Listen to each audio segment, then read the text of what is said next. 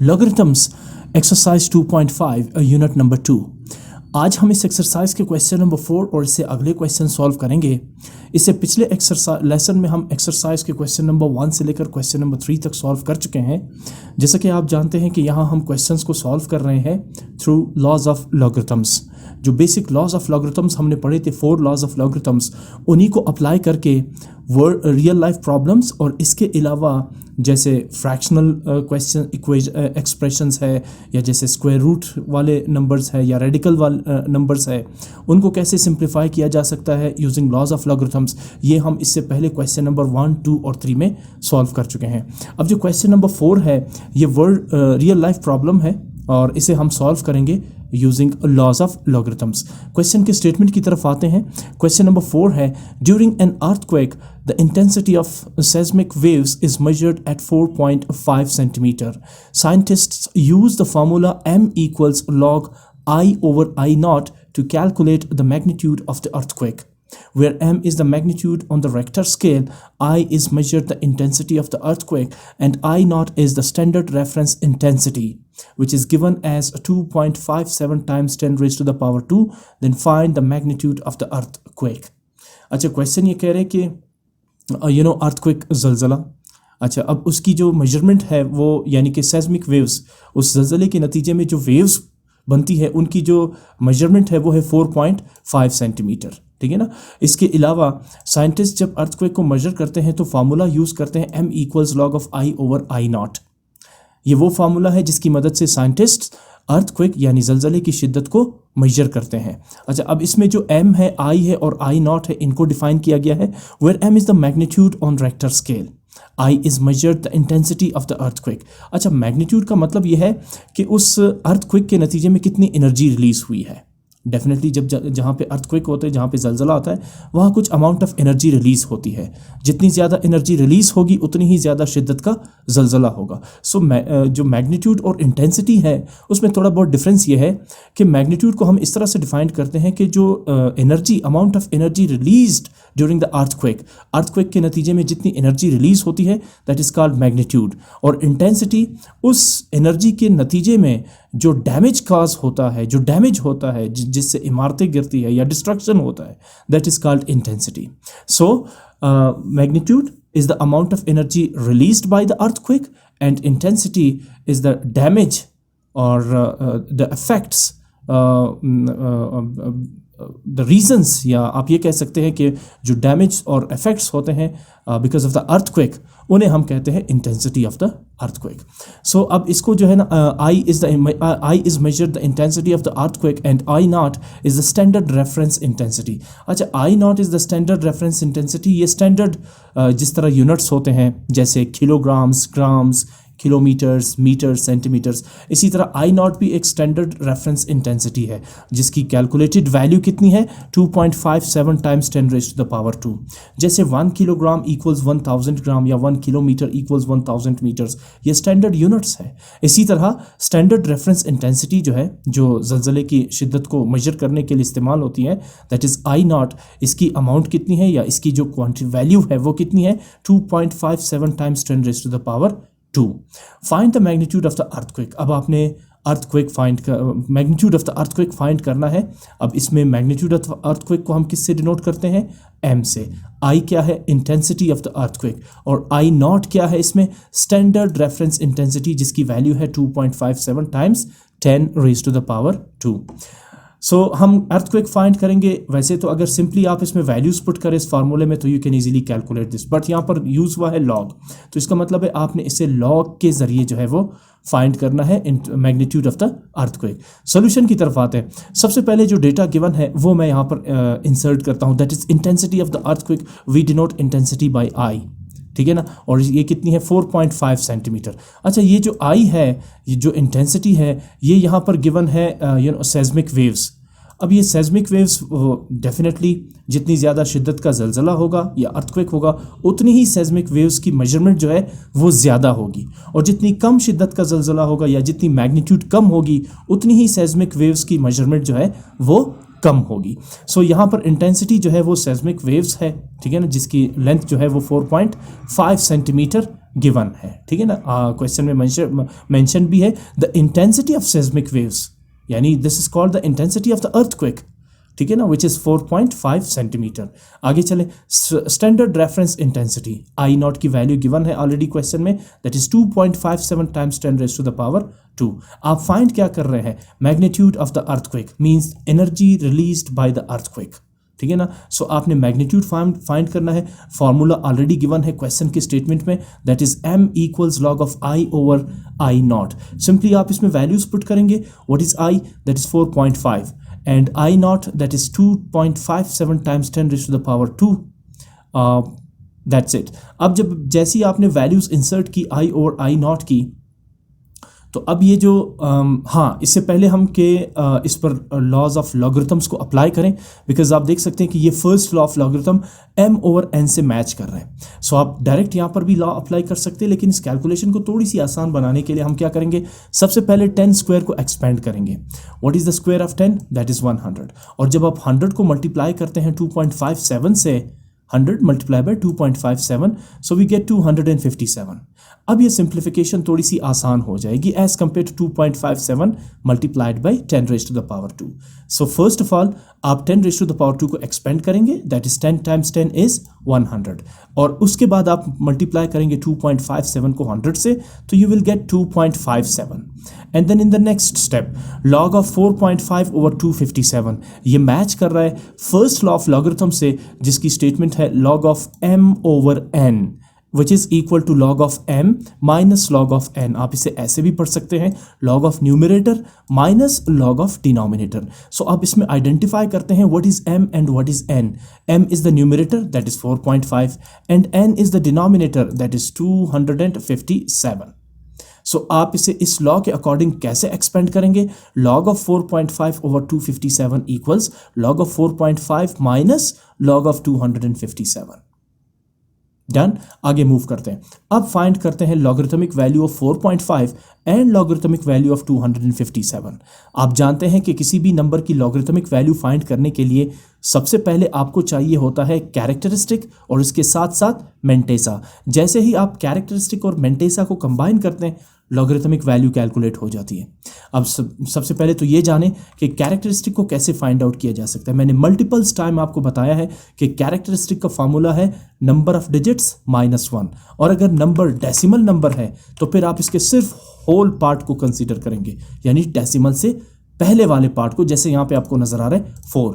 अब 4 में कितने डिजिट्स हैं, 4 सिंगल डिजिट नंबर है, तो मैंने आपको बताया कि अगर डिजिट सिंगल है तो कैरेक्टरिस्टिक होगा 0, अगर डिजिट्स डबल है तो कैरेक्टरिस्टिक होगा 1, अगर डिजिट्स 3 है तो कैरेक्टरिस्टिक होगा 2, यानी जितने डिजिट्स होंगे उससे 1 कम करके आप कैरेक्टरिस्टिक लिखेंगे। इसका मतलब ये हुआ कैरेक्टरिस्टिक को फाइंड करने का जो फार्मूला है वो है नंबर ऑफ डिजिट्स -1। अगर डिजिट 1 है तो 1 - 1 is 0, so characteristic is 0। Now for mantissa आप डेसिमल पॉइंट को इग्नोर कर देंगे, जैसे ही आप इग्नोर करेंगे तो द नंबर बिकम्स 45। अब 45 के आगे कोई भी डिजिट नहीं है, तो इसका मतलब है कि लॉग टेबल में आप 45 को चेक करेंगे 0 के कॉलम में। सो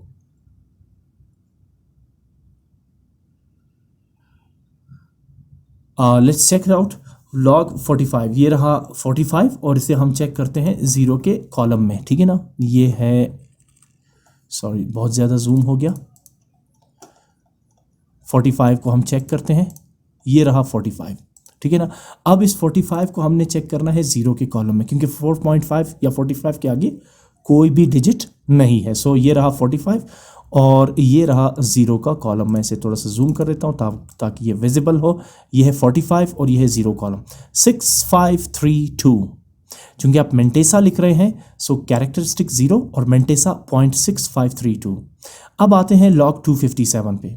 257 नॉन डेसिमल नंबर है, ठीक है ना, होल नंबर है, तो इसमें नंबर ऑफ डिजिट्स कितने हैं 3, 1 2 3 यानी 257। तो कैरेक्टरिस्टिक क्या होगा 2। इसका मतलब है कि 257 का कैरेक्टरिस्टिक होगा 2, नंबर ऑफ डिजिट्स 3, 3 - 1 इज 2।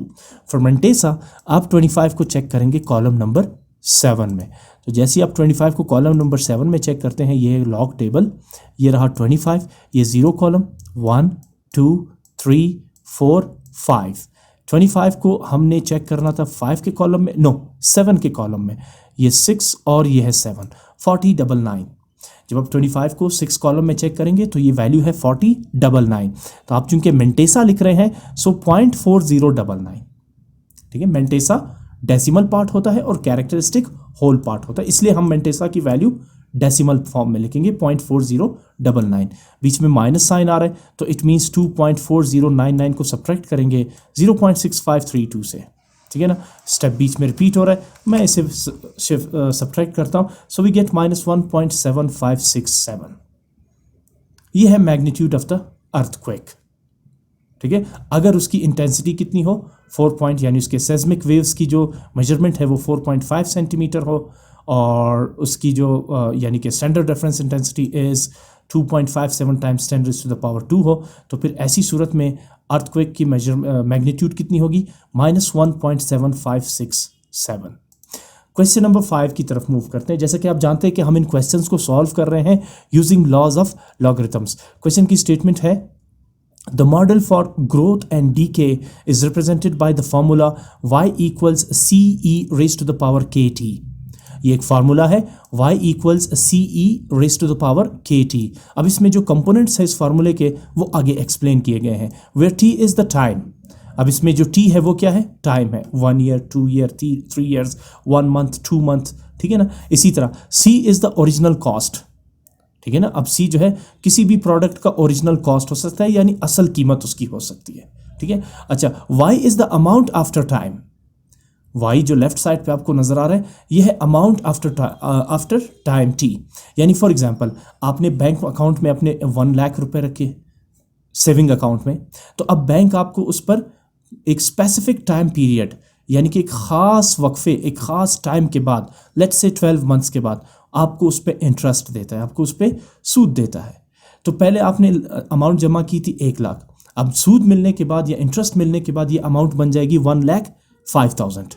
तो अब ये जो y है ये 1,05,000 होगी, यानी कि is the amount after time. कुछ वक्त के बाद जब टाइम उस पर गुजर जाए तो डेफिनेटली अगर उस पर इंटरेस्ट लगता है तो वो अमाउंट जो है वो वही नहीं रहेगी बल्कि चेंज हो जाएगी, इंक्रीज हो जाएगी। अच्छा, k is the constant depend on the rate of growth. अब k जो है वो कांस्टेंट है और ये डिपेंड करता है रेट ऑफ ग्रोथ पे। अगर रेट ऑफ ग्रोथ ज़्यादा हो रही है तो k is greater than 0, k की वैल्यू जो है वो 0 से बढ़ जाएगी। और अगर जो रेट है वो डीके करता है, डीके का मतलब कम हो जाना, नीचे चली जाना। जैसे फॉर एग्जांपल गोल्ड प्राइस है, अगर गोल्ड प्राइस कंटिन्यूअसली इंक्रीज कर रही है तो हम इसे कहेंगे रेट ऑफ ग्रोथ। अगर गोल्ड प्राइस कंटिन्यूअसली डिक्रीज हो रही है तो हम इसे कहेंगे रेट ऑफ डीके। या लेट्स से आपने गोल्ड लिया है 5 लाख रुपीज़ का, अब 1 साल के बाद उसकी अमाउंट, अगर उसकी प्राइस बढ़ती है तो लेट्स से कि अब वो अमाउंट बन गई 5,50,000 रुपीज़, तो हम इसे कहेंगे रेट ऑफ ग्रोथ।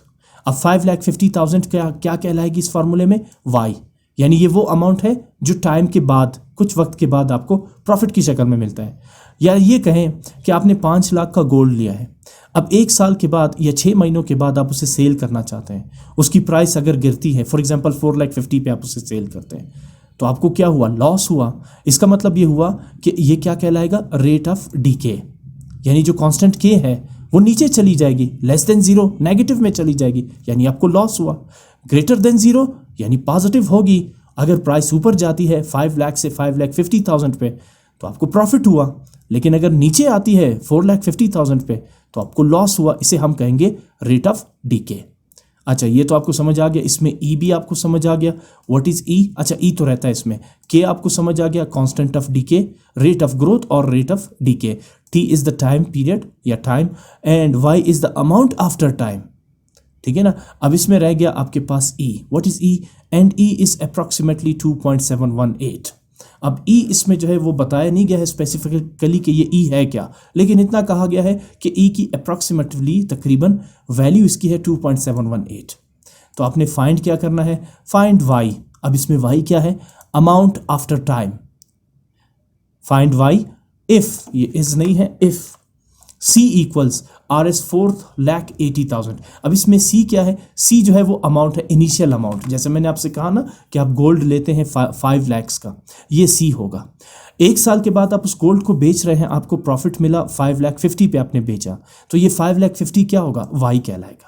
इसमें K क्या होगा? वो 50,000 यानी रेट ऑफ ग्रोथ जो आपको प्रॉफिट मिला।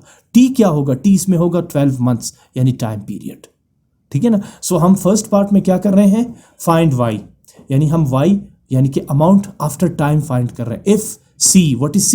Initial amount is 4,80,000, T is 4, ये 4 मंथ्स भी हो सकते हैं और 4 ईयर्स भी हो सकते हैं, इसमें गिवन नहीं है। और K यहाँ पर क्या है? कांस्टेंट ऑफ ग्रोथ रेट या rate of decay, rate of growth और रेट ऑफ डीके, और इसकी वैल्यू कितनी है? 1.59। सेकेंड पार्ट में भी आपने Y फाइंड करना है। If initial amount C is 7,50,000, time period T is 3 and K is -1.72। तो अब आप इस दोनों सूरतों में आपने Y की वैल्यू फाइंड करनी है। सोल्यूशन में चूंकि ये वर्ड प्रॉब्लम है, मैं पहले फर्स्ट पार्ट सॉल्व करता हूँ। सबसे पहले मैं डेटा लिखता हूँ। What is C? Original amount कितनी है? In original amount 4,80,000। K growth, decay constant, ठीक है, ग्रोथ और डीके कांस्टेंट। हमने कहा ना ये रेट ऑफ ग्रोथ होगा या रेट ऑफ डीके होगा। और टाइम, कितना टाइम लगा है। E, ये इसकी वैल्यू कांस्टेंट है, गिवन है क्वेश्चन में 2.718, इसकी वैल्यू भी आप लिख देंगे यहाँ पर। अच्छा, अब आ जाए फार्मूले पे। What is formula? Y is equal to CE raise to the power KT। अब सबसे पहले मैं इसका लेता हूँ log of both side, taking log of both sides. क्यों? क्योंकि हम इन क्वेश्चंस को सॉल्व कर रहे हैं लॉज ऑफ लॉगरिथम के अकॉर्डिंग। अगर लॉज ऑफ लॉगरिथम के अकॉर्डिंग सॉल्व नहीं करना था ना, तो सिंपली इसमें वैल्यूज पुट करके फाइंड आउट कर लेते थे, लेकिन हमें इसे सॉल्व करना है लॉज ऑफ लॉगरिथम के अकॉर्डिंग। तो आप दोनों साइड्स का लॉग लेंगे। Log of Y equals log of CE raise to the power KT। अब इसमें वैल्यूज पुट करें। Log of Y equals C क्या है? इनिशियल अमाउंट यानी 4,80,000, ये रहा। C की वैल्यू गिवन है ओरिजिनल अमाउंट C, और ये कितना है? 4,80,000, ठीक है ना? C की जगह आपने ये पुट कर दिया। अच्छा, E क्या है? E की वैल्यू क्वेश्चन में गिवन है 2.718।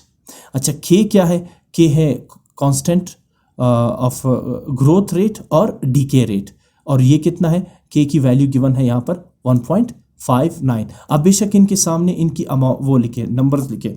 ओरिजिनल अमाउंट कितनी है? 4,80,000, ये बेस्ट रहेगा, ठीक है ना? K क्या है? ग्रोथ और कांस्टेंट, डीके कांस्टेंट, ये कितना है? 1.59। अब ये आसान रहेगा। T क्या है? टाइम है। कितना टाइम है? यहाँ पर 4 लिखा हुआ है, हो सकता है 4 मंथ हो सकता है 4 ईयर्स हो, सो 4 लिखा हुआ है इसमें, और E की वैल्यू ऑलरेडी गिवन है। अब ये वैल्यूज उठा के आपने इस फार्मूले में यहाँ पर इंसर्ट कर देनी है। तो K की जगह आपने क्या पुट किया? K की जगह 1.59, ठीक है ना, ये रहा 1.59, और T की जगह 4 आप पुट करेंगे, बिकॉज T जो है ये 4 है। सबसे पहले आपने क्या किया? आपने 1.59 को 4 से मल्टीप्लाई किया, वी गेट 6.36। आगे चलें, जैसे आपने मल्टीप्लाई किया, ये डबल यानी कि यहाँ पर पावर्स आपस में मल्टीप्लाई हो रहे थे, तो डेफिनेटली आपने मल्टीप्लाई किया। जैसे आप मल्टीप्लाई करेंगे, यहाँ फर्स्ट लॉ ऑफ लॉगरिथम इस पर अप्लाई होगी, जिसकी स्टेटमेंट है log of m multiplied by n which is equal to log of m plus log of n। सबसे पहले आइडेंटिफाई करें what is m and n। ये रहा m यानी 4,80,000, और ये पूरा रहा n यानी 2.718 रेज टू द पावर 6.36। में कलर डिफरेंट कर देता हूं ताकि विजिबल हो। ये देखिए log of m multiplied by n, किस तरह एक्सपेंड करेंगे? log of m plus log of n, यानी सबसे पहले आप लिखेंगे log of 4,80,000 plus log of 2.718 raise to the power 6.36।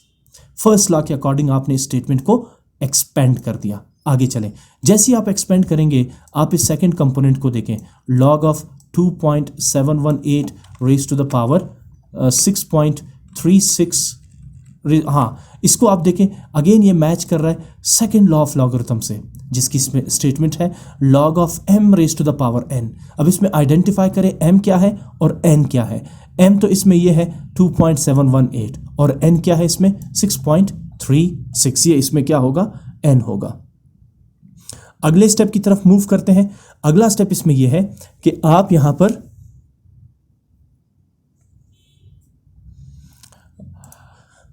आप इस log 2.718 raise to the power 6.36 को एक्सपेंड करेंगे second log m raise to the power n के फॉर्म में, ठीक है ना। अब ये क्या कह रहा है कि आप इस n को शिफ्ट कर देंगे log से पहले। यहाँ पर n क्या है 6.36, इसे आप log से पहले शिफ्ट कर देंगे, यानी कि 6.36 log ऑफ 2.718, ठीक हो गया। अगले स्टेप की तरफ मूव करते हैं। अगला स्टेप यह है कि अब आप इनकी वैल्यूज़ निकालेंगे, log ऑफ 4,80,000 की और log ऑफ 2.718 की। 4,80,000 की वैल्यू निकालने के लिए आप क्या करेंगे, सबसे पहले आपको चाहिए होगा कैरेक्टरिस्टिक नंबर ऑफ डिजिट्स -1। ये डेसिमल नंबर नहीं है, होल नंबर है। तो इसमें कितने डिजिट्स हैं, सबसे पहले तो ये देखें, आप इसमें डिजिट्स को काउंट करें, ठीक है ना। डिजिट्स कितने हैं, अगर आप इसमें काउंट करते हैं तो इसमें डिजिट्स है 1 2 3 4 5 6 डिजिट्स। तो कैरेक्टरिस्टिक क्या होगा 5, यानी नंबर ऑफ डिजिट्स -1। डिजिट्स 5 है तो 6 है, तो 6 - 1 इज 5। अब मेंटेसा के लिए आप 48 को चेक करेंगे जीरो के कॉलम में, ये रहा 48, ये 48 और ये जीरो का कॉलम 68 12, ठीक है। आप मेंटेसा लिख रहे हैं तो 0.6812 आप लिखेंगे, ठीक है। इसी तरह अब प्लस साइन लगेंगे। अच्छा, आगे भी तो डिजिट से आप ये कहेंगे 0 0 0, इसका मतलब है कि इन्हें मीन डिफरेंस के कॉलम में चेक करना होगा, यानी 48 को पहले आपने जीरो के कॉलम में चेक किया, अब मीन डिफरेंस वाले कॉलम में चेक करना होगा आपको बाकी जीरोस को। लेकिन आप देखें कि मीन डिफरेंस वाले जो कॉलम है उसमें तो जीरो है ही नहीं, मीन डिफरेंस के कॉलम शुरू होते हैं 1 से, इसलिए आप सिर्फ 48 को जीरो के कॉलम में चेक करेंगे। फिर उसके बाद 6.36 एज इट इज आ जाएगा। अब 2.718 की लॉगरिथमिक वैल्यू फाइंड करते हैं। इसके लिए क्या करेंगे, सबसे पहले आप देखिए होल पार्ट, ठीक है ना, यानी डेसिमल से पहले इसमें कितने डिजिट्स हैं, होल पार्ट में सिर्फ एक ही नंबर है 2 सिंगल डिजिट नंबर है, तो कैरेक्टरिस्टिक क्या होगा 0। देखिए अगर डिजिट 6 है तो कैरेक्टरिस्टिक 5 होगा, डिजिट 5 है तो कैरेक्टरिस्टिक 4 होगा, यहाँ डिजिट 1 है तो कैरेक्टरिस्टिक 0 होगा। मेंटेसा कैसे फाइंड करेंगे, डेसिमल को इग्नोर करेंगे तो 27 को चेक करेंगे फर्स्ट कॉलम में, ये रहा 27 और ये फर्स्ट कॉलम, ये जीरो कॉलम और ये फर्स्ट कॉलम 4330, चूंकि मेंटेसा लिख रहे हैं आप तो 0.4330। उसके बाद 27 को आप चेक करेंगे मीन डिफरेंस के कॉलम नंबर 8 में, तो ये रहा 27 और यहाँ से शुरू होते हैं मीन डिफरेंस के कॉलम्स, ये है मीन डिफरेंस का column first, second, third, fourth, fifth, sixth, seventh and eighth. क्या आ रही है 27 की मीन डिफरेंस कॉलम 8th में वैल्यू 13। आप इसे ऐड करेंगे इस 13 को मेंटेसा 0.4330 के साथ। आपने 13 को ऐड करना है मेंटेसा के साथ, होल पार्ट के साथ नहीं। अगर कैलकुलेटर में आप लिखेंगे 0.4330 प्लस 13 तो ये वैल्यू बनेगी 13.4330, विच इज़ रॉन्ग, ये गलत है।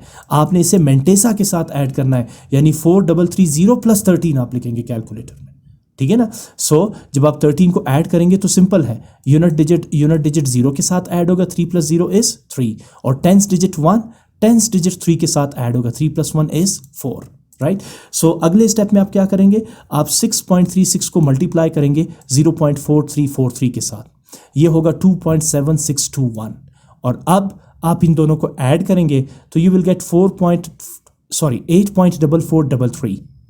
अब हमें y की वैल्यू चाहिए, log y की वैल्यू नहीं चाहिए। आपको पता है कि क्या करना है, एंटी लॉग आपको लेना पड़ेगा। So taking anti log of both sides, जैसे ही आप एंटी लॉग लेते हैं तो anti log into log of y equals anti log और एंटाई लॉग ऑफ 8.4433। अब आप जानते हैं कि log is the opposite process of anti log, so anti log और log एक दूसरे को कैंसिल आउट कर देंगे, y equals anti log of 8.4433। अब आपने फाइंड करनी है एंटाई लॉग ऑफ 8.4433 की वैल्यू। इसके लिए आप क्या करेंगे, सबसे पहले आप कैरेक्टरिस्टिक को इग्नोर कर देंगे, मेंटेसा पे आप आएंगे, यानी 0.44 को चेक करेंगे कॉलम नंबर 3 में। एंटी लॉगरिथमिक वैल्यू जो है वो डेसिमल में है, सो आप 0.44 को चेक करेंगे कॉलम नंबर 3 में। चलें चेक करते हैं, यह है एंटाई लॉगरिथम टेबल, ये लॉगरिथम है और यह है एंटाई लॉगरिथम। हमने एक एंटाई लॉगरिथम में 0.44 को चेक करना है कॉलम नंबर 3 में, यह है 0.44, ये zero column, first column, second column and third column. 2773 0.44 की कॉलम नंबर 3 में वैल्यू कितनी है 2773, तो आप यहाँ पे लिखेंगे 2773 यानी 2773। उसके बाद 0.44 को आपने चेक करना होगा मीन डिफरेंस वाले कॉलम नंबर 3 में, सो ये है 0.44 और ये है मीन डिफरेंस के कॉलम 1, 2 और 3 में वैल्यू क्या आ रही है 2। आप इसे ऐड करेंगे 2773 के साथ, ऐड करेंगे तो 2775 बन जाएगा। ठीक, अब आ जाए डेसिमल पॉइंट कहाँ पे लगेगा, क्योंकि ये वैल्यू जो है 2775 एंटाई लॉग 8.4433 की वैल्यू कभी भी नहीं हो सकती जब तक आप इसमें डेसिमल पॉइंट नहीं लगाएं। तो आप क्या करेंगे, डेसिमल पॉइंट लगाने के लिए कैरेक्टरिस्टिक चेक करेंगे। क्या है characteristic 8। Characteristic +1 is equal to the placement of decimal point. इस वक्त कैरेक्टरिस्टिक क्या है 8 + 1 9, यानी लेफ्ट साइड से 9 डिजिट्स छोड़ के आपने डेसिमल पॉइंट लगाना है। ठीक है ना, मैं इसको हटा देता हूं पहले। ये नंबर क्या है 2775 और कैरेक्टरिस्टिक 8 है, 8 + 1 9। चलें, लेफ्ट साइड से 9 डिजिट्स छोड़ के हम डेसिमल पॉइंट प्लेस करते हैं, लगाते हैं। पहला डिजिट क्या है 2, दूसरा 7, तीसरा 7 और चौथा 5। यहाँ 4 डिजिट्स है, मुझे 8 डिजिट्स चाहिए। 4 डिजिट्स तो 2775 बना रहे हैं, लेकिन बाकी 4 डिजिट्स आप क्या लगाएंगे, जीरोस, 1 2 3 4, यानी ये टोटल हो गए 9 डिजिट्स। ठीक है ना, बल्कि नहीं 1 2 3 4 5 6 7 8 9। उसके बाद आपने डेसिमल लगाना है, क्यों, क्योंकि 8 + 1 इज 9। तो लेफ्ट साइड से 9 डिजिट्स छोड़ के आपने डेसिमल पॉइंट लगाना है। तो 2775000000.0। अब लास्ट में डेसिमल के बाद 0 है, तो आप इस नंबर को ऐसे ही लिख सकते हैं 277500000, which is the value of y। यानी फ़र्ज़ करें कि आपने एक अमाउंट यहाँ पर इन्वेस्ट की है जो इनिशियली थी 4,80,000 रुपीज़। अब इसमें टाइम जो है वो 4 है, हो सकता है ये 4 ईयर्स हो सकता है ये उससे ज़्यादा टाइम पीरियड हो। और इसमें जो e है, कांस्टेंट जो वैल्यू है वो है 2.78। और इसमें जो और क्या गिवन है, जो k की वैल्यू है, यानी कांस्टेंट ग्रोथ कांस्टेंट या डीके कांस्टेंट, वो 1.59 है। तो ऐसी सूरत में आपके पास जो y की वैल्यू है, यानी अमाउंट आफ्टर टाइम, इस 4 टाइम के बाद, अब 4 मंथ भी हो सकते हैं, लेकिन ये पॉसिबल नहीं है कि 4,80,000 4 महीनों में इतनी बड़ी अमाउंट बन जाए। लेकिन हो सकता है, ये सिर्फ यहाँ बात ये नहीं हो रही कि इन्वेस्ट आपने किसी बैंक में इन्वेस्ट किया, हो सकता है आपने किसी अच्छे उसमें प्रॉफिटेबल इस इदारे में आपने इन्वेस्टमेंट की हो। लेकिन यहाँ पर बात वो नहीं हो रही कि 4 ईयर्स है या 4 मंथ, सिर्फ यहाँ पर टी जो है वो टाइम को रिप्रेजेंट कर रहा है। हो सकता है ये 40 ईयर्स हो सकता है ये यानी कि 10 ईयर्स हो, यहाँ तो सिर्फ 4 लिखा हुआ है। सो मेंशन नहीं है कि ये मंथ्स है या ईयर्स है। ठीक है ना। सो एनी हाउ जब आप इसे सॉल्व करेंगे तो y = 277500000, ये होगी y की वैल्यू, यानी अमाउंट आफ्टर टाइम। ठीक है ना। तो यहाँ पर तो वाज़े लग रहा है कि अमाउंट 4,80,000 से बहुत ज़्यादा बढ़ गई है। तो इसका मतलब यहाँ पर क्या है कि ये डीके रेट है या ग्रोथ रेट। ग्रोथ रेट होगा, क्योंकि अमाउंट जो है वो बढ़ चुकी है। ठीक है ना। सो ये है y की वैल्यू। सेकेंड पार्ट की तरफ मूव करते हैं, which is related to the first part of the question. अब इसमें है find y if c = Rs 7,50,000, t = 3, k = -1.72। अच्छा, अब फिर यहाँ पे देखिए y क्या है, y है अमाउंट आफ्टर टाइम। ठीक है ना, कुछ वक्त के लिए अगर आप कहीं पर पैसा इन्वेस्ट करते हैं, उसके बाद प्रॉफिट के साथ जो अमाउंट आपको मिल रही है, that is y in this question. अच्छा, c क्या है, इनिशियल अमाउंट जो आप इन्वेस्ट कर रहे हैं। फॉर एग्जांपल यहाँ पर है अमाउंट 7,50,000। t टाइम पीरियड है, कितने टाइम के लिए आप इन्वेस्ट कर रहे हैं। k यहाँ पर कांस्टेंट है ग्रोथ डीके, कांस्टेंट डीके और ग्रोथ डीके के लिए, और इसकी जो वैल्यू है दैट इज़ -1.72। इसे एक दफ़ा फिर क्वेश्चन के साथ मैं कंपेयर करवाता हूँ ताकि आपको स्टेटमेंट एक दफ़ा फिर यहाँ पर समझ में आ जाए कि यहाँ पर है the model for growth and decay is represented by the formula y = CE⁻⁴ kt, where t is the time, c is the original cost, y is the amount after time t, and k is the constant depends on the rate of growth when k is greater than 0, or decay when k is less than 0, and e is the approximately 2.718। then find। अब हम second part की तरफ जा रहे हैं। इसमें जो given चीज़ें हैं वो है c, t और k, और जो रिक्वायर्ड है वो y है। आप जानते हैं कि y जो है is the amount after time, कुछ वक्त के बाद जो आपको अमाउंट मिलता है या तो प्रॉफिट की शक्ल में मिलेगा या लॉस की शक्ल में मिलेगा। अच्छा, और जो k है इसमें वो है कांस्टेंट, और ये डिपेंड करता है रेट ऑफ ग्रोथ और रेट ऑफ डीके पे। तो अब इसे फाइंड करते हैं, इसमें y फाइंड करते हैं इस क्वेश्चन में। सेकंड पार्ट है इस क्वेश्चन का। सबसे पहले मैंने सोल्यूशन में लिखा है फार्मूला जो कि क्वेश्चन के मेन स्टेटमेंट में गिवन है, that is y equals CE raise to the power KT। अब चूंकि हम ये वैल्यू फाइंड कर रहे हैं यूजिंग लॉगरिथम्स, तो आप taking log of both sides लिखेंगे। So left side log of y equals right side log of CE raise to the power KT। Once again first part की तरह इसमें भी आप वैल्यू सब्स्टिट्यूट करेंगे। इस मर्तबा C जो है यानी कि जो अमाउंट है वो है 7,50,000 और E जो है उसकी कांस्टेंट वैल्यू है दैट इज 2.718। K यहाँ डिफरेंट है 1 यानी कि -1.72 और T जो टाइम है वो यहाँ पर है 3। आगे मूव करते हैं। Log of y equals log of 7,50,000 plus log of 2.718 times -5.16। अच्छा, सबसे पहले तो यहाँ पे ये देखें कि जब आप -1.72 को मल्टीप्लाई करते हैं 3 से तो we get -5.16। -5.16 is the product of -1.72 multiplied by 3।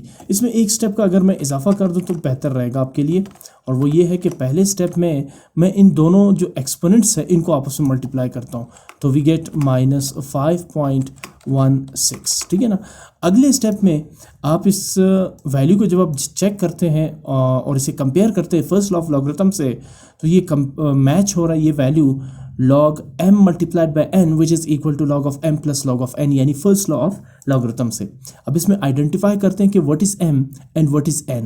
7,50,000 is m where 2.718 raised to the power -5.16 is n। so ये बन रहा है log m multiplied by n which is the first law of logarithm, and according to this law you will expand left hand side like log of m plus log of n। अब इसमें log of m है 7,50,000 तो आप लिखेंगे log of 7,50,000 plus log of n यानी कि 2.718 raised to the power -5.16। जैसे ही आप इसे according to the first law expand करेंगे, इसका जो सेकंड पार्ट है यानी log of 2.718 raise to the power -5.16 ये मैच करेगा थर्ड लॉ ऑफ लॉगरिथम से जिसकी स्टेटमेंट है log of m raise to the power n equals n log of m। यानी इस लॉ के अकॉर्डिंग आप ये जो एक्सपोनेंट n है इसे log से पहले शिफ्ट कर देंगे। अब ज़रा ये m और n को आइडेंटिफाई करते हैं इस 2.718 रेज टू द पावर -5.16, क्योंकि स्टेटमेंट का या इस इक्वेशन का सिर्फ यही हिस्सा log m raise to the power n के साथ मैच कर रहा है। तो फर्स्ट जो हिस्सा है log 7,50,000 इसको आप एज इट इज लिखेंगे। अब ये जो हिस्सा है इसमें m है 2.718 और जो n है वो है -5.16, बिकॉज -5.16 जो है वो 2.718 का एक्सपोनेंट है। तो यहाँ पर n जो है वो m का एक्सपोनेंट है। तो इस लॉ के अकॉर्डिंग आप -5.16 को शिफ्ट कर देंगे log से पहले। अगले स्टेप की तरफ चलते हैं। अब आप इन वैल्यूज़ की लॉगरिथमिक वैल्यूज़ फाइंड करेंगे इन नंबर्स के, जैसे 7,50,000 का आप लॉगरिथमिक वैल्यू फाइंड करेंगे, इसी तरह 2.718 की लॉगरिथमिक वैल्यू आप फाइंड करेंगे। सबसे पहले आते हैं 7,50,000 में। हमें लॉगरिथमिक वैल्यू के लिए चाहिए होता है कैरेक्टरिस्टिक एंड मेंटेसा। तो कैरेक्टरिस्टिक के लिए नंबर ऑफ डिजिट्स में से आप 1 माइनस करेंगे तो कैरेक्टरिस्टिक कैलकुलेट हो जाएगा। अब देखें इसमें डिजिट्स कितने हैं, 1 2 3 4 5 एंड 6। 7,50,000 में नंबर ऑफ डिजिट्स 6 है, तो कैरेक्टरिस्टिक क्या बनेगा 5, बिकॉज नंबर ऑफ डिजिट्स -1 यानी 6 - 1 5 इज द कैरेक्टरिस्टिक। अब मेंटेसा कैसे फाइंड करेंगे, इसके लिए अगेन आपको शिफ्ट होना पड़ेगा लॉग टेबल में। जैसे आप लॉग टेबल में शिफ्ट होते हैं, आप यहां से चेक करेंगे लॉग टेबल। सो ये है लॉग टेबल, इसमें हम आते हैं, हमारे पास जो वैल्यू है, मैं ज़रा इसको अरेंज कर लूँ यहाँ पर, हाँ अब विजिबल है, ठीक है ना। हमारे पास वैल्यू है, आप चेक करने जा रहे हैं 75 को 0 के कॉलम में। अब चेक करना चाह रहे हैं 75 को 0 के कॉलम में। तो सबसे पहले आप यहाँ पे चेक करेंगे, फाइंड करेंगे 75 को। हियर इज 75, 0 कॉलम पहला कॉलम होता है और यहाँ 75 की 0 कॉलम में वैल्यू है 8751। आप चूंकि मेंटेसा लिख रहे हैं तो 0.8751 आप लिखेंगे, ये रहा 0.8751। इसी तरह अब होना तो ये चाहिए कि आप 75 को मीन डिफरेंस वाले 0 के कॉलम में चेक करें, लेकिन आप जानते हैं कि मीन डिफरेंस में 0 का कॉलम एग्जिस्ट ही नहीं करता। ये मीन डिफरेंस के कॉलम्स हैं और ये शुरू होते हैं 1 से। तो इसका मतलब है कि आप ये जो नंबर है यानी 75, इसे सिर्फ मेन कॉलम्स के 0 कॉलम में चेक करेंगे, मीन डिफरेंस वाले कॉलम्स में इसको चेक करने की ज़रूरत नहीं है। रीज़न, क्योंकि मीन डिफरेंस के कॉलम्स में 0 का कॉलम एग्जिस्ट ही नहीं करता। आगे चलें, फिर उसके बाद आप लिखेंगे प्लस माइनस 5.16 और अब आप फाइंड करेंगे 2.718 की लॉगरिथमिक वैल्यू। सबसे पहले चाहिए होगा कैरेक्टरिस्टिक। अब ये जो नंबर है ये डेसिमल नंबर है, तो कैरेक्टरिस्टिक को के लिए आप चेक करेंगे होल पार्ट, यानी कि डेसिमल से पहले वाला पार्ट। डेसिमल से पहले पार्ट में सिर्फ एक ही डिजिट है 2, तो अगर डिजिट 1 है तो कैरेक्टरिस्टिक क्या होगा 0, बिकॉज नंबर ऑफ डिजिट्स -1 यानी 1 - 1 इज 0। यहाँ number of digits 2 single digit number है, यानी 1 डिजिट यहाँ पर एग्जिस्ट कर रहा है। एनी हाउ कैरेक्टरिस्टिक फाइंड करने के लिए आते हैं मेंटेसा पे। मेंटेसा के लिए आप जानते हैं आपको डेसिमल इग्नोर करना पड़ेगा, जिससे फर्स्ट 2 डिजिट्स का नंबर बन रहा है 27। और अब आप 27 को चेक करेंगे कॉलम नंबर 1 में। 27 को चेक करेंगे आप कॉलम नंबर 1 में। तो पहले इसकी वैल्यू चेक करते हैं, ये रहा 27 और ये 0 को कॉलम और ये फर्स्ट कॉलम, यानी यहाँ 27 की फर्स्ट कॉलम में वैल्यू है 4330। तो आप चूंकि मेंटेसा लिख रहे हैं तो 0.4330 लिखेंगे आप। अब 1 के बाद एक और डिजिट 8 भी है, तो इसका मतलब ये हुआ कि अब आप चेक करने जा रहे हैं 27 को मीन डिफरेंस वाले कॉलम नंबर 8 में। सो यही रहा 27 और यहाँ से शुरू होते हैं इसके मीन डिफरेंस वाले कॉलम्स। कॉलम 8 की बात कर रहे हैं तो काउंट करें, ये कॉलम 1 2 3 4 5 6 और इसके बाद है 7 एंड 8। तो 27 का मीन डिफरेंस वाले कॉलम नंबर 8 में वैल्यू जो है वो कितनी आ रही है 13। तो अब आप इस 13 को ऐड करेंगे मेंटेसा 0.4330 के साथ। जब आप 13 को इसके साथ ऐड करते हैं तो बहुत ही सिंपल तरीका है, इसमें अक्सर स्टूडेंट्स गलती कर लेते हैं, स्टूडेंट कैलकुलेटर में लिखते हैं 0.4330 प्लस 13, इससे ये नंबर बन जाता है 13.4330। हालांकि जो 13 है ये मेंटेसा का हिस्सा है, इसका मतलब है आपने इसे मेंटेसा के साथ ऐड करना होगा। तो कैलकुलेटर में कैसे करेंगे, आप मेंटेसा को विदाउट डेसिमल पॉइंट लिखेंगे यानी 4330 और उसके साथ आप ऐड करेंगे 13 को, ये बन जाएगा 4343 यानी कि 0.4343। इस तरह से आप इसे ऐड करेंगे। नाउ नेक्स्ट स्टेप में मैं 0.4343 को मल्टीप्लाई करूंगा -5.16 से, जिससे प्रोडक्ट बन जाएगा -2.240988। आप इसे अप टू 3 प्लेसेस भी ले सकते हैं, यानी -2.241। 0 की बजाय आप लिखेंगे 1 बिकॉज नेक्स्ट डिजिट 94 से ज़्यादा है, तो आप इस प्रीवियस डिजिट में 1 ऐड करेंगे और 988 को यहाँ से टर्मिनेट कर देंगे, जिसे आप कहते हैं राउंडिंग ऑफ नंबर्स। अदरवाइज आप पूरा नंबर लिखिए, फ़र्क नहीं पड़ता इससे। आगे चलें, यहाँ पॉजिटिव साइन है और ब्रैकेट के अंदर नेगेटिव साइन है, तो इन साइन को जब आप मल्टीप्लाई करेंगे तो plus into minus is minus. इसका मतलब है कि अब आप 2.240988 को माइनस करेंगे 5.8751 से। जब आप इन्हें सब्ट्रैक्ट करते हैं तो यू गेट 3.6341। अब हो सकता है इसमें बहुत सारे डिजिट्स हो, जिसे मैंने राउंड ऑफ किया अप टू 4 प्लेसेस। ठीक, आगे चलें, हमें y की वैल्यू चाहिए, log y की वैल्यू नहीं चाहिए। तो log को एलिमिनेट करने के लिए आप क्या करेंगे, taking anti log of both sides. So anti log into log of y equals anti log of 3.6341। Left hand side पे आप जानते हैं कि log एंटाई लॉग का ऑपोजिट है, तो ये दोनों कैंसिल आउट हो जाएंगे। सो y equals anti log of 3.6341। अब क्वेश्चन ये है कि एंटाई लॉग ऑफ 3.6341 की वैल्यू कैसे फाइंड करनी है। इसके लिए आप कैरेक्टरिस्टिक को भूल जाएं, इग्नोर करें और सिर्फ मेंटेसा की मदद से एंटाई लॉगरिथम की वैल्यू फाइंड करेंगे। इसका मतलब ये हुआ कि आप सबसे पहले एंटाई लॉगरिथम में 0.63 को चेक करेंगे कॉलम नंबर 4 में।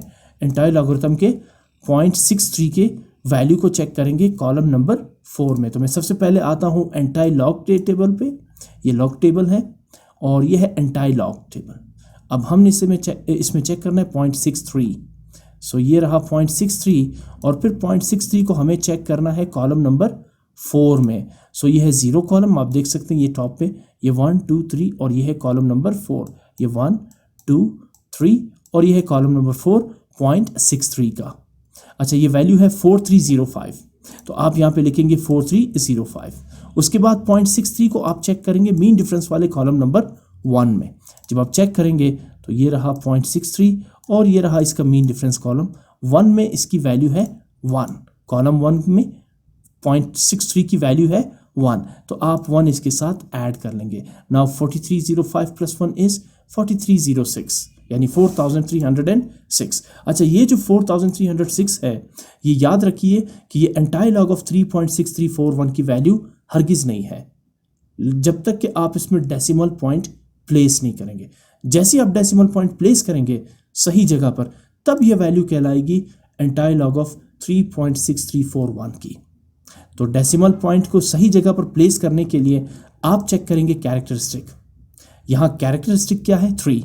यहाँ पर कैरेक्टरिस्टिक को में 1 ऐड करना पड़ेगा, 3 + 1 1। अच्छा, यहाँ पर डिफरेंट स्ट्रेटजीज है।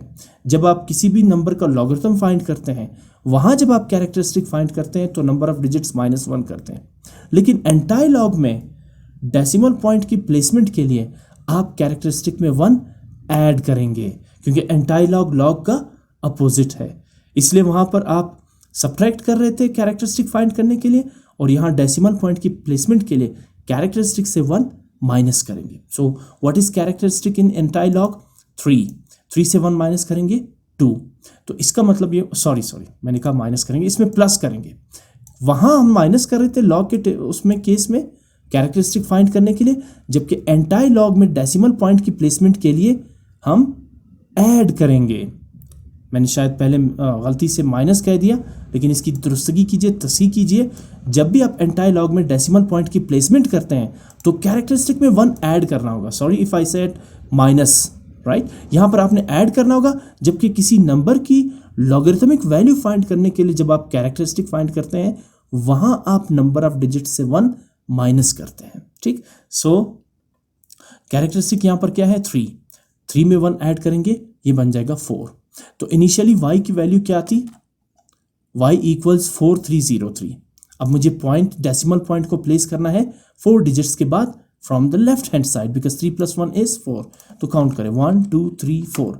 अब जो डेसिमल पॉइंट है वो 6 के बाद आप लगाएंगे, यानी नंबर बनेगा 4306.0।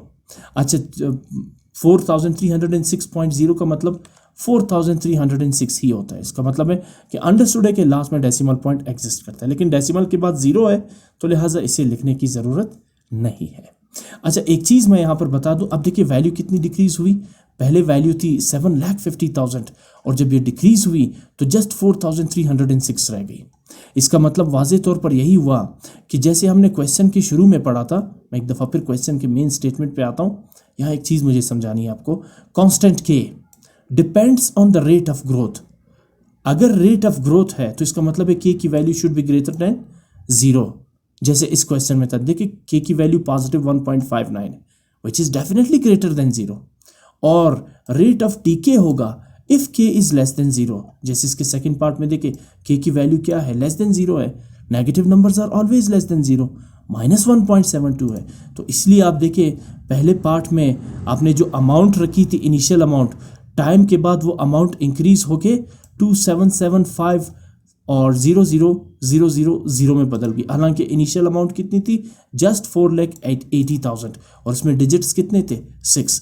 अब जो आपको अमाउंट मिली, अगर इसको काउंट करें, इसमें डिजिट्स है 9।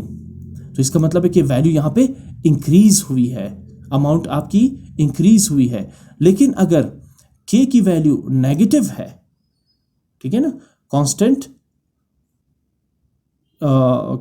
डीके, अगर यहाँ पर के की वैल्यू या रेट ऑफ डीके नेगेटिव है, तो इसका मतलब है कि आपकी जो अमाउंट है वो अब इंक्रीज होने की बजाय डिक्रीज होगी, क्योंकि यहाँ पर के की वैल्यू जो है वो लेस देन 0 है, नेगेटिव में है। तो आप देखिए 7,50,000 आफ्टर 3 टाइम, यानी कि यहाँ पर T3 है, तो 3 के बाद जो है ये अमाउंट घट के या रिड्यूस होके कितनी रह गई? 4,306। तो ये है वो रिक्वायर्ड अमाउंट जो हमने लॉगरिथम के ज़रिए फाइंड आउट किया है। आई होप आपको ये स्टेटमेंट समझ आ चुकी होगी और इसका सोल्यूशन भी। काफ़ी कॉम्प्लिकेटेड क्वेश्चंस इसमें इन्वॉल्व है। प्रॉब्लम ये नहीं है कि इसको फाइंड कैसे करना है, सॉल्व कैसे करना है।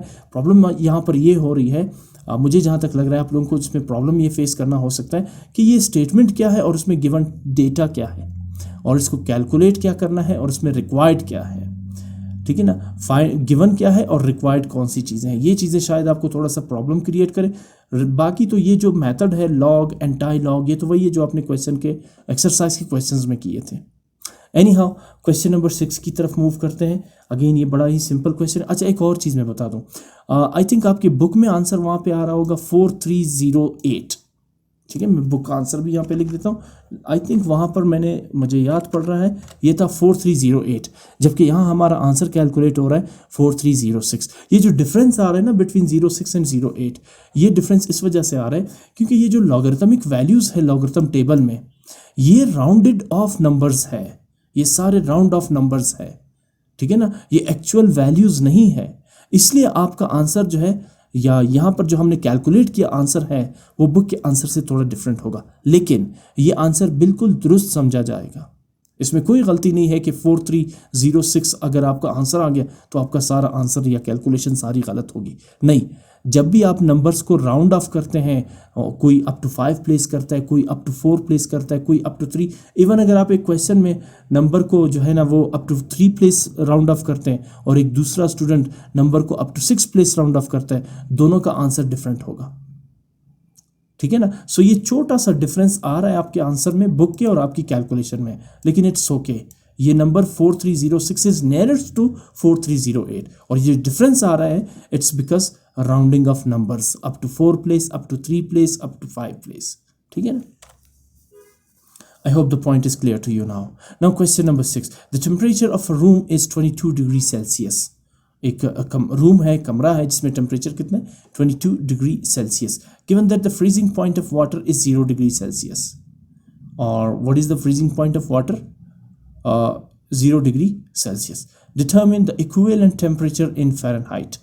अच्छा, determine the equivalent temperature in Fahrenheit का मतलब यह है कि आप इस टेम्परेचर को कन्वर्ट करें फ़ारेनहाइट में। अब degree Celsius, Fahrenheit and kelvin, ये वो तीनों यूनिट्स हैं जिनके ज़रिए टेम्परेचर को मेजर किया जाता है। किसी भी फिजिकल क्वांटिटी को मेजर करने के लिए एक यूनिट रिक्वायर्ड होता है। जैसे मास को मेजर करने के लिए यूनिट रिक्वायर्ड है किलोग्राम, इसी तरह स्पीड को मेजर करने के लिए यूनिट रिक्वायर्ड है मीटर पर सेकेंड्स, इसी तरह टाइम को मेजर करने के लिए यूनिट रिक्वायर्ड है मिनट्स, सेकेंड्स और हावर्स। इसी तरह टेम्परेचर को मेजर करने के लिए जो यूनिट्स रिक्वायर्ड है वो है डिग्री सेल्सियस, केल्विन और फ़ारेनहाइट। तो जिस तरह आप किलोग्राम को कन्वर्ट कर सकते ग्राम में, जैसे फॉर एग्जांपल 2 किलोग्राम को आप कन्वर्ट करना चाहते ग्राम्स में, तो आप क्या करेंगे, 2 को मल्टीप्लाई करेंगे 1000 से, तो बन जाएगा 2000 ग्राम्स। 2 kilogram equals 2000 grams. इसी तरह यहाँ पर डिग्री सेल्सियस को आपने चेंज करना है फ़ारेनहाइट में। तरीक़ेकार क्या है, कैसे करना है? सबसे पहले हम यहाँ पर सोल्यूशन में वो डेटा यहाँ पर मैंने मेंशन किया है जो क्वेश्चन में गिवन है। क्वेश्चन में क्या गिवन है? रूम टेम्परेचर कितना है? 22 डिग्री सेल्सियस। इसके अलावा और क्या गिवन है? Freezing point of water is 0 degree Celsius. ठीक है ना। अच्छा, अब जब कभी भी आप टेम्परेचर को डिग्री सेल्सियस से फ़ारेनहाइट में कन्वर्ट करते हैं तो उसके लिए जो फार्मूला है वो क्या है? Fahrenheit equals 9/5 degree Celsius plus 32। ये वो फार्मूला है जिससे टेम्परेचर को आप डिग्री सेल्सियस से फ़ारेनहाइट में कन्वर्ट करते हैं। जैसे आप 1 किलोमीटर को मीटर्स में कन्वर्ट करते हैं तो फार्मूला क्या है? 1 किलोमीटर मल्टीप्लाइड बाय, जैसे 2 किलोमीटर्स है, 2 किलोमीटर्स को मीटर में कन्वर्ट करना है तो 2 मल्टीप्लाइड बाय 1000। 5 किलोमीटर्स को मीटर्स में कन्वर्ट करना है तो 5 मल्टीप्लाइड बाय 1000। इसी तरह जब आप डिग्री सेल्सियस को फ़ारेनहाइट में कन्वर्ट करते हैं तो जो फार्मूला है वो है Fahrenheit equals 9/5 degree Celsius plus 32। अब यहाँ पर डिग्री सेल्सियस की जगह जो गिवन टेम्परेचर है डिग्री सेल्सियस में यानी 22, वो पुट करके इसे सिंप्लीफाई करेंगे तो आपका टेम्परेचर ऑटोमेटिकली किस में कन्वर्ट हो जाएगा? फ़ारेनहाइट में। लेकिन हम ऐसा नहीं करेंगे, हम इस क्वेश्चन को सॉल्व कर रहे हैं यूजिंग लॉज ऑफ लॉगरिथम्स। अच्छा, आप यहाँ पर ये कहेंगे कि ये कितने सिंपल क्वेश्चन है, अगर हम इस पर लॉगरिथम्स के लॉज अप्लाई नहीं करें। तो आप बिल्कुल सही समझ रहे हैं इस चीज़ को और आपका पॉइंट भी, आपका क्वेश्चन भी वैलिड है कि ये जो पिछला क्वेश्चन था जिसमें इतने सारे स्टेप्स इन्वॉल्व हुए, बजाय इसके अगर हम इसमें सिंपल वैल्यू सब्स्टिट्यूट करके सॉल्व कर लेते तो हमें आसानी से y की वैल्यू कैलकुलेट हो सकती थी। लेकिन यहाँ मकसद कुछ और है। यहाँ मकसद यह बताने का ये है कि हम रियल लाइफ में लॉगरिथम्स के एप्लीकेशंस को कहाँ कहाँ इस्तेमाल कर सकते हैं। अब लाजमी नहीं है कि क्वेश्चन सिर्फ इस फॉर्मेट के होंगे, ये इंतहाई आसान और सीधे क्वेश्चंस हैं। इससे बहुत ज़्यादा कॉम्प्लिकेटेड क्वेश्चंस आपके सामने आ सकते हैं जिन्हें आप इतनी आसानी से सिंप्लीफाई नहीं कर सकते using usual method of calculations जो आमतौर पर आप करते रहे हैं। फिर उससे निपटने के लिए आपको क्या लेना पड़ता है, लॉग का सहारा लेना पड़ता है, आपको लॉग की हेल्प चाहिए होती है। सो यहाँ आपको सिर्फ समझाने का मकसद ये है कि किस तरह से लॉगरिथम्स के लॉस को अप्लाई करके आप किसी भी क्वेश्चन को सॉल्व कर सकते हैं। जैसे y = c e⁻ kt और इसमें आपने y की वैल्यू फाइंड करना है। इसके साथ आप c की वैल्यू भी फाइंड कर सकते हैं अगर y की वैल्यू गिवन हो, e और kt की वैल्यू गिवन हो, ठीक है ना। सो यहाँ मकसद सिर्फ ये है कि एप्लीकेशंस ऑफ लॉगरिथम्स को आप कहाँ कहाँ यूटिलाइज कर सकते हैं, यूज़ कैसे कर सकते हैं। अब देखिए यहाँ टेम्परेचर को मैं डिग्री सेल्सियस से फ़ारेनहाइट में कन्वर्ट करूँगा, लेकिन with the help of laws of logarithms, ठीक है ना। तो सबसे पहले मैंने यहाँ पे फार्मूला लिखा जिसकी मदद से आप टेम्परेचर को फ़ारेनहाइट में कन्वर्ट कर सकते हैं। और उसके बाद जैसा कि मैंने आपसे कहा कि यहाँ सी की जगह पुट करेंगे आप 22 डिग्रीज, क्योंकि टेम्परेचर इन डिग्री सेल्सियस कितना गिवन है 22, और हम इसी टेम्परेचर को फ़ारेनहाइट में कन्वर्ट कर रहे हैं, ज़ीरो टेम्परेचर को नहीं। ज़ीरो टेम्परेचर तो वो टेम्परेचर है जहाँ पर पानी बर्फ़ में बदलना शुरू हो जाता है। मुझे यहाँ पर कन्वर्ट करना है 22 डिग्री सेल्सियस को फ़ारेनहाइट में।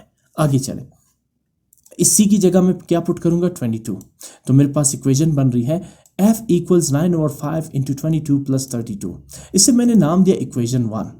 अब इसमें से मैं सिर्फ एक मखसूस हिस्सा उठाऊंगा दैट इज़ 9/5 × 22 और मैं इसे नाम दूंगा लेट A = 9/25 × 22। और उसके बाद चूंकि मुझे सॉल्व करना है इस क्वेश्चन को लॉगरिथम्स के लॉस के अकॉर्डिंग, सो मैं लिखूंगा taking log on both sides. आपके जहन में क्वेश्चन आ रहा होगा कि मैंने यहां पर क्यों नहीं लिखा taking log on both sides, F = 9/5 × 22 + 32। मैंने सिर्फ 9/5 × 22 को ही क्यों कंसीडर करके taking log on both sides किया।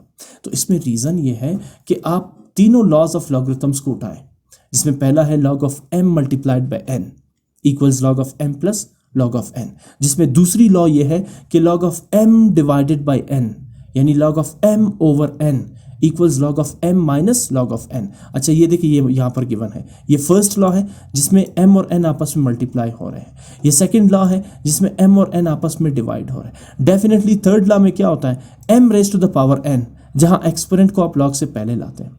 तीनों लॉज मैंने आपको दिखा दिए। इन तीनों लॉज में कहीं पर भी ऐसी कोई भी लॉ नहीं है जिसमें लिखा हो log of m + n, ठीक है ना। log of mn तो है लेकिन log of m + n नहीं है। मैं इसकी बात नहीं कर रहा log of m + log of n, मैंने कहा log of m + n। ऐसी कोई भी लॉ मौजूद नहीं है जिसे मैं इस पर इम्प्लीमेंट कर सकूं 9/5 c + 32 पे। हाँ, अगर मैं सिर्फ ये पोर्शन लेता हूँ 9/5 × c, तो इसका मतलब है इस पर मैं लॉ अप्लाई कर सकता हूँ log of m which is 9/5 and n which is c, यानी log of mn, log of m यानी कि 9/5 और n क्या होगा c होगा। तो लिहाजा इसलिए मैं यहाँ पर c की जगह तो मैंने 22 पुट कर दिया। सो 9/5 × 22, सिर्फ इस हिस्से पे, इस पर्टिकुलर पोर्शन पे मैं लॉगरिथम्स का लॉ अप्लाई कर सकता हूँ। +32, मेरे पास कोई ऐसी लॉगरिथम लॉ नहीं है जिसमें ये स्टेटमेंट लिखा हो log of m + n।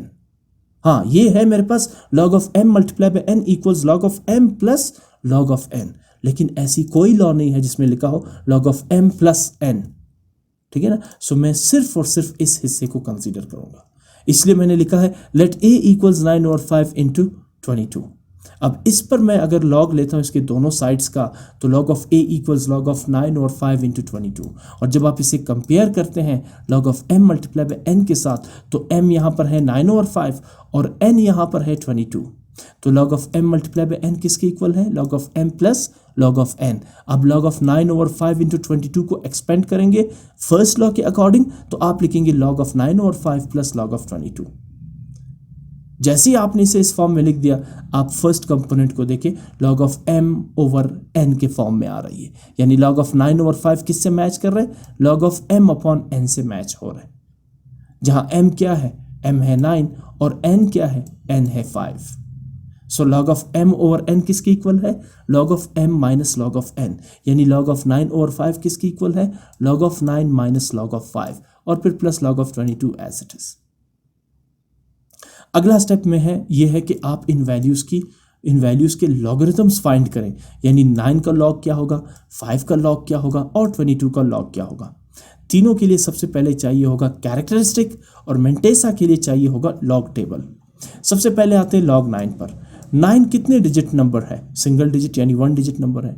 अगर डिजिट 1 है तो कैरेक्टरिस्टिक क्या होगा, 0, क्योंकि नंबर ऑफ डिजिट्स माइनस 1। इसी की मैं थोड़ी देर पहले बात कर रहा था कि जब आप लॉग फाइंड करते हैं तो उसमें कैरेक्टरिस्टिक के लिए आप क्या करते हैं, नंबर ऑफ डिजिट्स माइनस 1 करते हैं, और जब एंटाई लॉग में आप डेसिमल पॉइंट की प्लेसमेंट करते हैं तो फिर कैरेक्टरिस्टिक प्लस 1 कर देते हैं। यहाँ number of digits minus 1 is equal to characteristic, वहाँ डेसिमल पॉइंट की प्लेसमेंट के लिए कैरेक्टरिस्टिक प्लस 1 को आप अप्लाई करेंगे। एनी हाउ यहाँ पर डिजिट सिंगल है तो कैरेक्टरिस्टिक क्या होगा, 0, बिकॉज 1 माइनस 1 इज 0। मेंटेसा के लिए देखिए लॉग टेबल जहाँ से शुरू होते हैं वो नंबर है 10। अगर आप लॉग टेबल को देखिए फर्स्ट वैल्यू जो है वो लॉग टेबल की शुरू हो रही है 10 से, जबकि यहाँ पर मेरे पास नंबर है 9, तो आप इसे कंसीडर करेंगे 90, इसलिए क्योंकि 9 की तो वैल्यू ही नहीं फाइंड कर सकते हम लॉग टेबल में। लॉग टेबल शुरू होता है डबल डिजिट नंबर 10 से, और 9 को आपने कंसीडर किया 90, आगे कोई भी नंबर नहीं है, तो इसका मतलब है कि आप 90 को चेक करेंगे 0 के कॉलम में। मैंने 9 को कंसीडर किया 90 और अब 90 को चेक करते हैं 0 के कॉलम में। सो ये रहा 90 और ये रहा इसका 0 का कॉलम, 9542। आप मेंटेसा लिख रहे हैं तो 0.9542। इसी तरह log 5 पे आ जाए, डिजिट 1 है, 5 सिंगल डिजिट नंबर है तो कैरेक्टरिस्टिक होगा 0, और मेंटेसा के लिए आप 5 को कंसीडर करेंगे 50 और फिर 50 को चेक करेंगे 0 के कॉलम में, क्योंकि 5 के बाद डिजिट्स है ही नहीं। सो आप सबसे पहले यहाँ पर फाइंड करेंगे 50, ये रहा 50 और इसे चेक करना है आपने 0 के कॉलम में। 50 की 0 के कॉलम में वैल्यू आ रही है 6990। आप चूंकि मेंटेसा लिख रहे हैं तो 0.6990। अब आ जाए 22 पर। 22 डबल डिजिट नंबर है 22, तो कैरेक्टरिस्टिक क्या होगा 1, और मेंटेसा 22 को चेक करेंगे 0 के कॉलम में। अगेन इसलिए क्योंकि 22 के बाद कोई डिजिट ही नहीं है, डिजिट होता तो वो कॉलम नंबर को रिप्रेजेंट करता, अब तो कोई डिजिट ही नहीं है। सो आप 22 को चेक करेंगे 0 के कॉलम में। एक दफ़ा फिर ये है 22 और ये है 0 कॉलम 3424। आप चूंकि मेंटेसा लिख रहे हैं तो 0.3424 लिखेंगे। अब उसके बाद ये देखिए 0.9542 एंड 1.3424, ये दोनों पॉजिटिव है, बीच में नेगेटिव नंबर है, तो सबसे पहले आप इन दोनों को ऐड करेंगे। किन दोनों को, 0.9542 एंड 1.3424, इन्हें ऐड करेंगे तो you will get 2.2966 and then minus 0.6990। अगले स्टेप में आप क्या करेंगे, अगले स्टेप में आप 2.2966 से सब्ट्रैक्ट करेंगे 0.699 को, तो वी गेट 1.9576। अब हमें a चाहिए, और a क्या है, a जो है वो है 9/522। इसकी जगह हम वैल्यू पुट करके 32 के साथ ऐड करेंगे तो टेम्परेचर ऑटोमेटिकली फ़ारेनहाइट में कन्वर्ट हो जाएगा। ठीक है, सो हम a की वैल्यू फाइंड कर रहे हैं, log a नहीं चाहिए, हमें सिर्फ a चाहिए, क्योंकि मैंने 9/5 इंटू 22 को a के इक्वल लिया है, log ऑफ a के इक्वल नहीं लिया। तो इसका मतलब है अब मुझे यहाँ से एलिमिनेट करना है log को, तो taking anti log of both sides, anti log into log of a equals anti log of 1.5976। Again ये दोनों कट जाएंगे, anti log and log, we have a equals anti log of 1.5976। अब find करते हैं इस number का anti logarithm value. तो इसके लिए आपको क्या लेना होगा, मेंटेसा। कैरेक्टरिस्टिक को फिलहाल छोड़ दें, कैरेक्टरिस्टिक का काम है यहाँ पर डेसिमल पॉइंट की प्लेसमेंट। सो सबसे पहले आप 0.59 को चेक करेंगे कॉलम नंबर 7 में, 0.59 एंटाई लॉग की टेबल में 0.59, ये है लॉग टेबल, ये है एंटाई लॉग 0.59, ये रहा 0.59, और इसे आपने चेक करना होगा कॉलम नंबर 7 में। जब आप इसे चेक करते कॉलम 7, ये रहा आपके सामने है कॉलम 7, 3954 0.59 को कॉलम 7 में आप चेक करेंगे तो 3954 आप लिखेंगे 3954। उसके बाद आप 0.59 को चेक करेंगे मीन डिफरेंस वाले कॉलम नंबर 6 में, तो ये रहा 0.59 और यहाँ से शुरू होते इनके मीन डिफरेंसेस के कॉलम। तो मीन डिफरेंस में 0.59, कॉलम नंबर 6 में वैल्यू कितनी है 0.59 की 5, तो आप इसे ऐड करेंगे 3954 के साथ, इन दोनों को ऐड करेंगे तो वी गेट 3959। अब आपने a की वैल्यू फाइंड कर ली, तो अब आप लिखे a इक्वल्स, अच्छा एक मिनट, डेसिमल पॉइंट प्लेस ही नहीं किया हमने। a की वैल्यू हमने क्या निकाली है 3952। डेसिमल पॉइंट प्लेस करने के लिए, क्योंकि ये वैल्यू अब एंटाई लॉग ऑफ 1.5976 अभी तक नहीं है, जब तक कि आप इसमें डेसिमल पॉइंट प्लेस ना करें। तो डेसिमल पॉइंट प्लेस करने के लिए सबसे पहले आपने चेक करना होगा कैरेक्टरिस्टिक। कैरेक्टरिस्टिक क्या है 1, कैरेक्टरिस्टिक के साथ 1 ऐड करें, 1 + 1 2, तो इसका मतलब है लेफ्ट साइड से 2 डिजिट्स छोड़ के यानी 39 छोड़ के आप क्या लगाएंगे डेसिमल पॉइंट, तो ये बनेगा 39.59। अब जो एंटाई लॉग ऑफ 1.5976 की दुरुस्त वैल्यू है, सही वैल्यू है, वो है 39.59। और अब आप a की ये वैल्यू उठा के पुट करेंगे इक्वेशन 1 में। अच्छा मैं सबसे पहले इक्वेशन 1 यहाँ पेस्ट कर देता हूँ ताकि आपके लिए आसानी रहे। ये रहा इक्वेशन नंबर 1 पुट करने से पहले, ठीक है ना, यहाँ से देख लें, मैंने कहा कि मैं a की वैल्यू पुट करूंगा इक्वेशन 1 में। a क्या था, a था 9/5 22, यही हमने लिया था ना a, ये देखें let a is equal to 9/5 × 22। लेकिन अब a की वैल्यू क्या निकाली आपने, यानी 9/25 को की लॉगरिथमिक वैल्यू आपने क्या निकाली 39.59। तो अब 9/5 × 22 की जगह आप क्या पुट करेंगे 39.59, और अब आप क्या करेंगे इन दोनों को ऐड कर देंगे। So 39 + 32 is 71.59 degrees as it is. So ये है टेम्परेचर को डिग्री सेल्सियस से फ़ारेनहाइट में कन्वर्ट करने का तरीका यूजिंग लॉज ऑफ लॉगरिथम्स।